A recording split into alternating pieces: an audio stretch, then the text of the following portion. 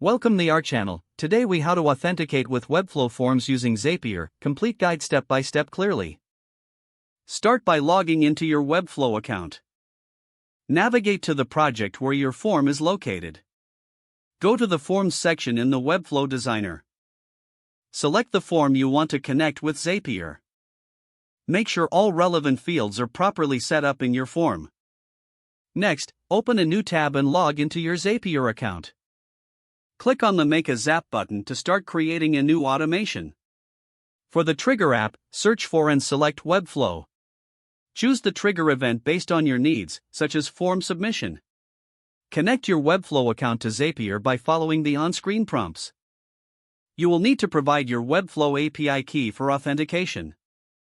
Once connected, select the specific site and form you set up earlier. Test the trigger to ensure that Zapier can receive submissions from Webflow. Next, choose the action app for your automation. Depending on your needs, you may select an app like Google Sheets, MailChimp, or another service. Choose the appropriate action event for that app. Connect the chosen app to Zapier if you haven't already. Map the relevant fields from your Webflow form to the designated fields in your action app. Review your selected data to ensure everything is aligned correctly. Test the action to check if data is being sent as expected.